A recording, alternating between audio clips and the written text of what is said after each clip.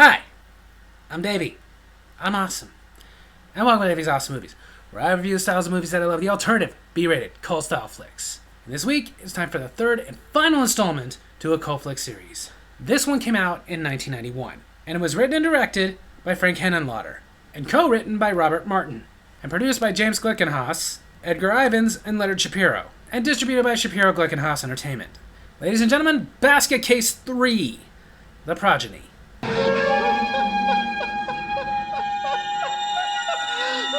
In the very beginning of this movie, they start recapping the last movie, Basket Case 2. They start it by showing Eve and Belial getting it on. I'm still not showing that. But after 5 minutes of recap that I don't need to go into because you could just watch my review of Basket Case 2. You can let me out now! We see Dwayne Bradley, played by Kevin Van Hentenryck, and he is locked up. He's in a straitjacket in a padded room. Finally. But exactly where did they send him to be locked up? I'm not crazy anymore. You can let me out now. Oh, that was creepy. The late Annie Ross, rest in peace, reprises her role as Granny Ruth to be in this one. Not only do we find out that she re-separated Dwayne and Belial, but Dwayne had gone insane, so for months she's had him locked up in a padded room.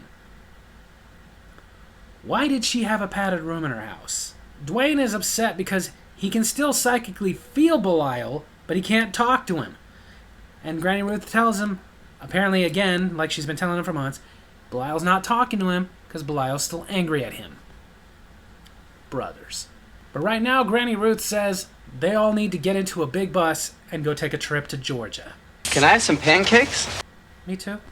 The reason they need to leave is because Belial's girlfriend Eve is pregnant and is about to give birth. I'm gonna be an uncle? Oh, dear God, no! The reason they need to go to Georgia is because with Eve's condition and the fact that she's, not a normal human, they are weary of her giving birth without help. So they are going to the one person they believe can help them, Uncle Hal. He's the only doctor I trust with a delicate case like this. I imagine he must breed bobcats or something. Dwayne goes over and tries to apologize to Belial, but he's still not ready to hear it. Granny Ruth comes over and tells Dwayne everybody understands and has accepted that what happened to Susan was an accident. But Belial, on the other hand, is still not ready to forgive him for trying to sew them back together. But she says they have no time for this right now. It's time for everybody to get on the bus. All aboard! I'm starting to think she's the real freak. And somehow the bus they're getting on is an old school bus. If it had been one of the small yellow buses, I would have lost my freaking mind. Then out in Georgia, where everybody is headed, we see Uncle Hal with the local sheriff. The local sheriff is bringing something to Little Hal, who I'm assuming is Uncle Hal's son, who is an inventor, likes to tinker with things, and is apparently a genius. In fact, once the sheriff is inside, Little Hal sends out a remote control device that he invented to bring the sheriff some coffee. Which definitely need to be invented because, pouring coffee into a cup, that's just anarchy. I mean, especially if they want cream and sugar. It's like, oh my God, so many steps. Then they walk over to a painting of Little Hal, back when he was little, and the sheriff asks if everybody is leaving him and Little Hal alone. Uncle Hal says, yeah, other than the occasional kid trying to sneak in and get a peek at Hal.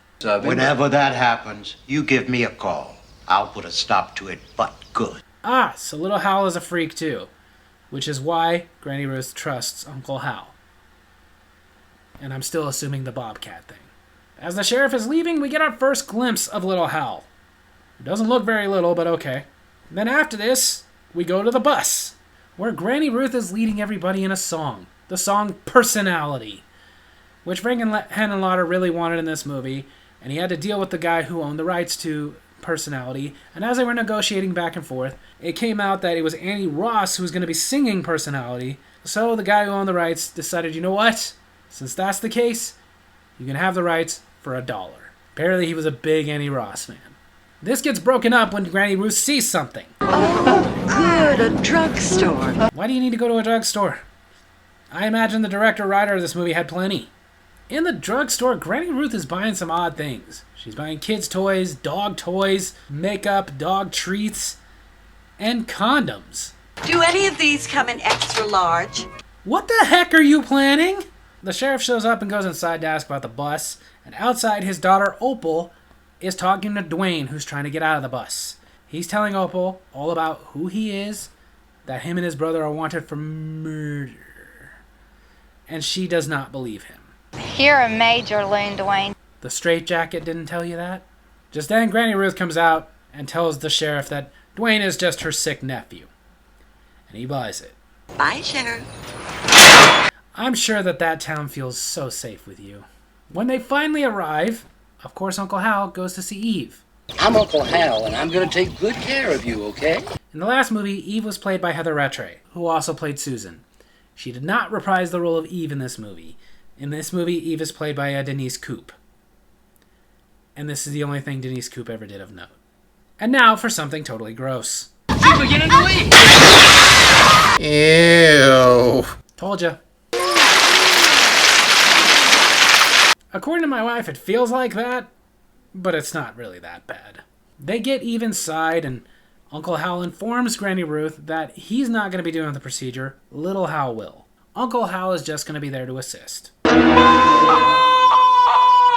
Son!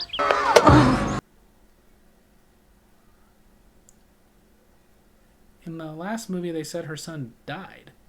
A few minutes later, Granny Ruth is talking to Dwayne and explains how, when she first gave birth to little Hal, she was freaked out. She didn't know how to be a mother to a unique child like him. So Uncle Hal was nice enough to adopt him and raise him, and she later learned how truly special not only her son but people like him were. And under the circumstances of a birth going on, she offers to take Dwayne's jacket off if he promises not to try to run out. We don't want the baby to see Uncle Dwayne in a straitjacket. Even though it is where he belongs. But he promises he's all better now. As soon as she leaves. Yep. But at least he hit a cat. In the birthing room, while Uncle Hal is about to give Eve a sedative, Belial starts having flashbacks of when him and Dwayne were separated.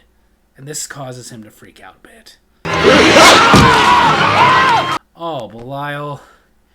Eve is gonna kill you when she finds out that you're the reason she didn't get an epidural. That was not a constructive way to express your feelings! Maybe not, but it was fun. Belial has this thing against doctors. Even I don't hate them that much. Dwayne finds Opal. I forgot your name, but I'm over here. A great way to get a girl to like you. Especially because her name is easy to remember. How many people do you know named Opal? Dwayne wants to tell her everything, but he's too afraid she'll hate him. And what if I said I'd love you if you told me? I'd call you a liar. Finally, Eve gives birth. Oh, she's beautiful! Yeah. Beautiful. But then... There's a two! It's twins! There's two of them! it keeps going. She's had triplets! Oh, God, the grocery bills. 3 plus 1 more! That means she's had 4! Yeah, you're a genius. She's had 5 and she's still alive! Why are you rhyming? 6 tuplets! Pizza is here! No, thank you. Kind of lost my appetite. Number 7, all from heaven! Stop it! He keeps rhyming. At least until... 11, name 1, Bob! He's no Dr. Seuss. She finally stops at number 12. No, thank you. You're gonna need a bigger basket. And some food stamps. Back to Dwayne. Hold it! Let me out of here! I didn't do anything! Did you forget the first 2 movies? Yeah, you did do something. Traitor! I trusted you! Yeah, you trusted a sheriff's daughter who you had known for 30 seconds. I'm gonna go ahead and say it. You deserve this. The deputies notice that Belial has $1 million bounty on his head. So they decide to go to Uncle Hal's alone to get Belial themselves. Even though $1 million bounty doesn't happen that much. Like, normally if the government issues $1 million or more, that's on somebody who's like a huge known terrorist. Not just some random person who's killed a few people. You might get a few $1,000, but you ain't getting $1 million. To give us an update on Hal, which will be the only update we're going to get for the rest of the movie, they say he's doing okay. for somebody who just had half his face torn off. And like I said, that's it. We don't hear about Uncle Hal for the rest of the movie. So does he die? Does he make a full recovery?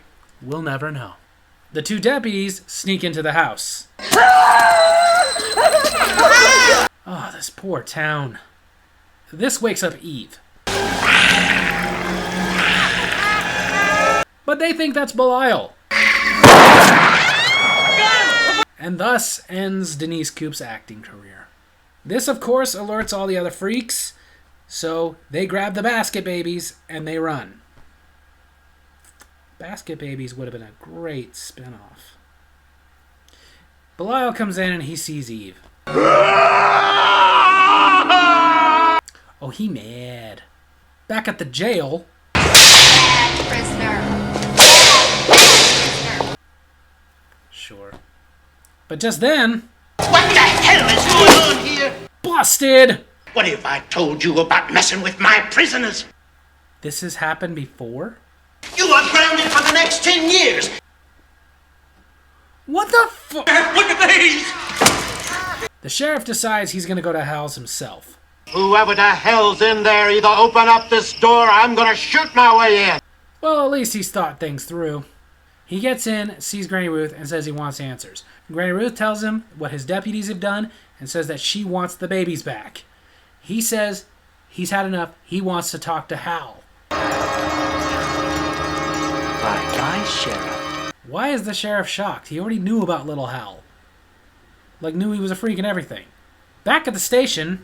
My daddy said I could keep one. Why would you want to? So she goes to show Dwayne. That's my nephew!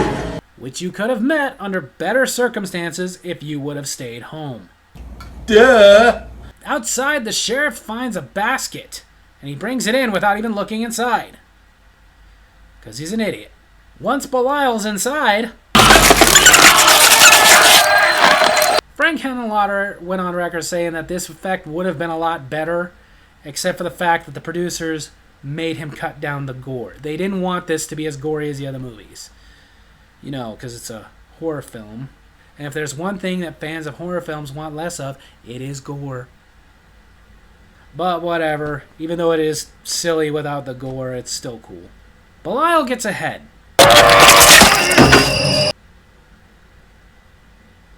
Opal goes and lets Dwayne out so that he can come and stop Belial.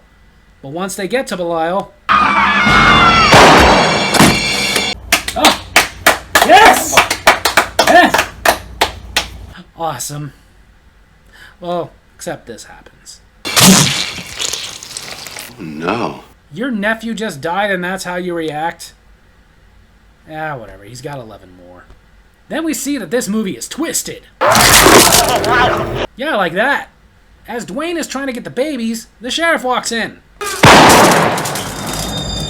So he just takes Belial and runs. But then the sheriff looks over. Oh, baby.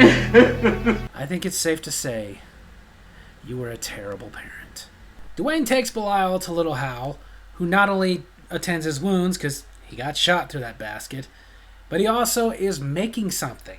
Something specifically for Belial to control. To get Belial to talk to him again, Dwayne goes over and shows him the blueprints to what Hal is working on. That way, the next morning, they get to go pay a visit to one of the deputies who started this whole thing. They give him a hand. Now to the other one.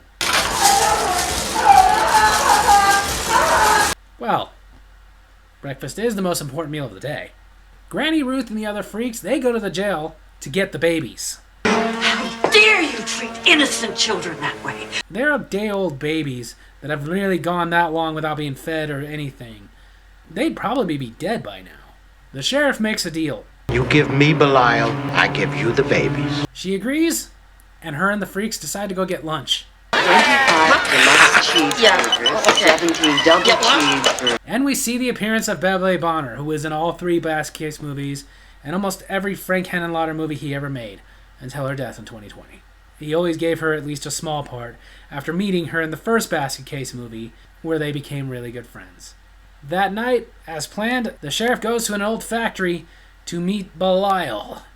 Or should I say Robo-Belial? Although, to be more accurate, it kind of looks like Krang. The sheriff tries to fight him off, but he's no match for Robo Belial. Then again, he probably wasn't any match for regular Belial either. Until... Okay, that might help. Okay, maybe not. Them babies is hungry. Yum, yum. Jeez, this is gonna be some family. Yay.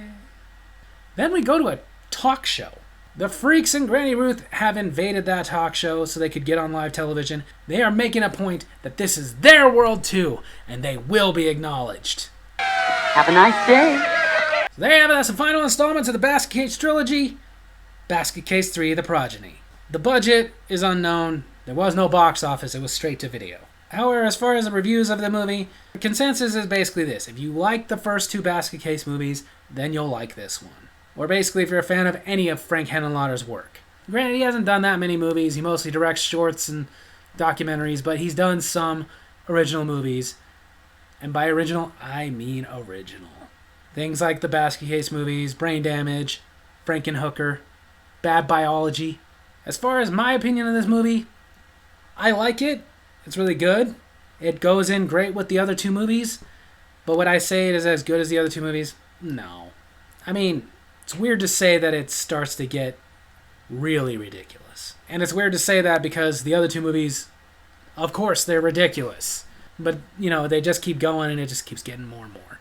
The other thing that kind of disappoints me about this movie is the lack of blood and gore like we had in the first two movies.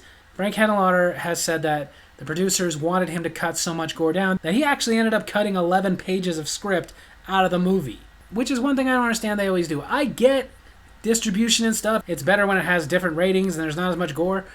But you kind of need to play to your fans. Like, they do this in a lot of horror movie series. They even did it in the Jason movies where they were like, we got to cut down the gore. Horror movie fans like gore. So, okay, maybe it'll be a little bit harder to get distributed, but guess what? More horror movie fans are going to see it because there's gore. Frank Henenlotter has also gone on record to say that this is the only movie that he's done that he wasn't completely happy with. He was a little disappointed with it. Saying that he feels he agreed to do the sequel too soon. It was a little bit too thrown together. He didn't feel like he gave himself time to give it a proper story. I think the story itself was just fine. The next logical step is even Belial start a relationship. Of course, have children. I don't know why they had to have a litter, but okay. But I will say this, whereas the first two, the originality was so great and so there, this one, it wasn't really original, just continuing with the others. Basically, it was really just playing off the other two movies. Still good, though. But this kind of plagued Henenlotter for a while. After this, he really was trying to get some other projects off the ground, but he couldn't. Every time he presented a project to somebody, all they were interested in doing was a fourth Basket Case movie, which he was not interested in doing. And because of this, he decided to take a break completely from filmmaking. And quite a break, too, considering he did this one in 1991, and he would not do another film until 2008 when he did Bad Biology. So he took like 17 years off. But I also get it. I get why he didn't want to do a Basket Case 4. Because at that point, maybe it would have been good, maybe not. But either way, it would have felt like you're just milking this to death. But then there is the problem with the fact of how the movie ended. If you had no intention of doing a fourth movie, then don't leave a cliffhanger like that. Just end it. But what might have been good, what something might have sold him on, was have it be something related to Basket Case, but not Basket Case. Maybe like what he wanted to do before he made the second movie, which was just a movie about the freaks themselves. That might have been really cool. Guess we'll never know. Especially because at this point, if he's going to do a movie based on this without Annie Ross, that wouldn't be as good. Personally, I still like the movie. I think it goes well with the other two movies. It's definitely, though, a niche product. This is not something that was ever going to be mainstream. The mainstream will never like it. Hopefully they never try to remake this or anything like that. Because in my opinion, with this being the last movie, it ended just fine. So on that note, if you have not seen this movie or any of the Basket Case movies, then I definitely recommend you go check out the Basket Case movies. They're all really good if you like things that are niche and original. So there you have it. That's my movie review this week. I hope you guys enjoyed it. And if you did, make sure to hit like, hit subscribe, hit the little bell so you get notifications when I post my videos, and leave a comment. Tell me what you thought of Basket Case 3 or any of the Basket Case movies. Love you guys.